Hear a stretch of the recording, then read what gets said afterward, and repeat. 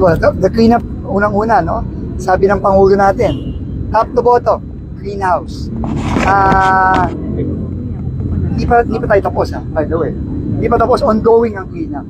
No?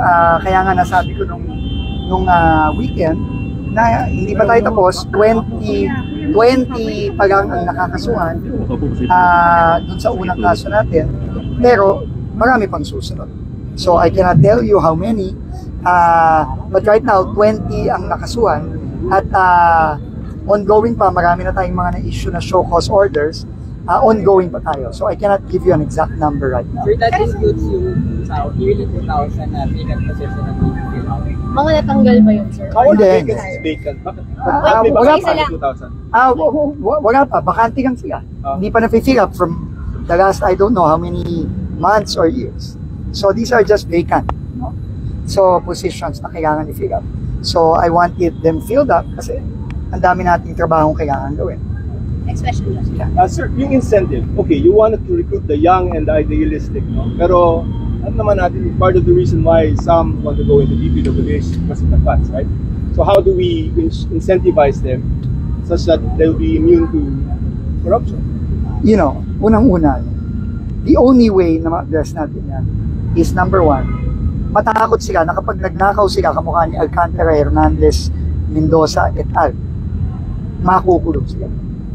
At tingin ko, pag nakita nilang nakakulong na itong mga taong to, at sa aking palagay, magapit na yan, dahil nga na-file na yan sa Ombudsman a month ago. At nagsabi na rin si Ombudsman Boying na magapit na rin yan, matatakot na sila. Yun ang unang-una. Ikalawa, yung reforma. Kailangan nating reforma yan. Na yung mga opportunities na nagkaroon itong sila Alcantara et al. Na magnakaw, kailangan mahihirapan ang gawin yun ng kahit sino man sa loob ng department. Sek, yung bagong talaga ngayon, ano ang magiging role niya sa DPWH? Sino? Yung bagong talaga ngayon. Si Lara. She will take over from the position of the former undersecretary. So, very important yon. Kasi nandun ang convergence, nandun yung mga projects na napaka-importante. At ikagawa, yung technical services, yung design, yung construction, yung monitoring, nandiyan nga yan. So very, very important. And I had a very long conversation with Director Lara. No? Siyempre, ano siya, no? Natatakot siya. No? Hindi lang dahil sa trabaho, kundi dahil sa intriga, dahil sa paninira. Sabi ko sa kanya, huwag kang mag-aalala. Basta gawin mo lang ang tama, gawin mo ang nararapat, keep your integrity, and you will be okay. And we will always be behind you. At kahit na nahirapan akong kumbinsihin siya, sabi ko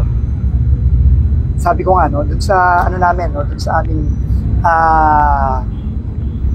strat planning, no, may kinote sila sa Biblia, no, ako hindi ako may quote sa Biblia, hindi ko na maagaga yung verse, pero sinabi something to the effect na for such a time as this we are called, sabi nung facilitator namin. At yun ang sinabi ko din kay Gara. For such a time as this, Gara, you are called. And if you love the country, you love the department, which I think she does very deeply, she answered that call. Next question. Okay? Sir, kasi di ba may mga sinasabi po na before, like yung mga DEs, parang nirekomenda ni Kong, nirekomenda ng ganyang politician, kaya din they have to follow kapag may hindi. Does this kind of solve that as well? Problem? You know, or how do we prevent it? Appointing one person does not solve a problem. Because the problem is a systemic problem. So ang kailangan, tama, mag-umpisa tayo sa tao, magagay tayo ng mga honest, hardworking, may integridad. Pero putting someone there does not solve the problem. We have to change the system. We have to fix the system. And yun ang kailangan natin sa reforma. At yun ang gagawin natin sa mga susunod na linggo, susunod na buwan, susunod na taon. So meritocracy. Absolute. Kailangan yun. Yun ang isa sa mga pinag-usapan namin ni Secretary Babe, Secretary Ping De Jesus nung weekend. How do we institute a meritocracy? At itong recommend natin at pag-appoint natin as OIC kay Director Lara, I think sends a message na kahit na may, kasi meron siyang ginaktawan, ang ginaktawan siguro ng mga dalawa. Doon. Kasi di ba typically sa gobyerno yung susunod gagi. Pero nagdesisyon ako na hindi, I will choose the best one na tingin ko makakatulong sa atin gagawin sa pag-reform natin. And I believe that is Director, now OIC USEC, Lara Escudero. So that would have to be signed by the President. Oo, i-recommend natin ito sa President. Do you think the President will sign? I think so. I think so. The President wants good people here. And same systems are up to down to the DE, to the project. Yun ang kaya ngayon ang gusto kong gawin. Talagang simulan na nating magtayo nung talagang dapat na nandyan. Hindi dahil ito'y tao ni ganito, tao ni ganyan, rekomenda ni ganito, rekomenda ni ganyan. Kundi sino ba talaga ang nararamdaman.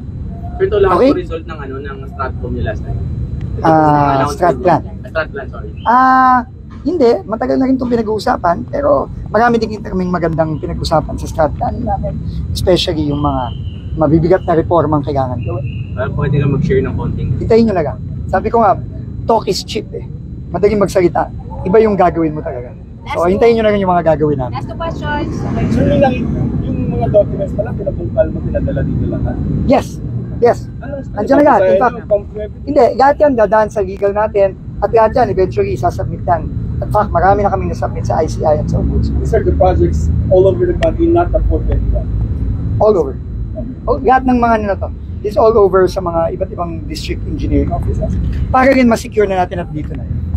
May gwardiya dyan, 24/7. Kung may gumalaw dyan, sorry na lang, baka kung ano pa mangyari sa kanila.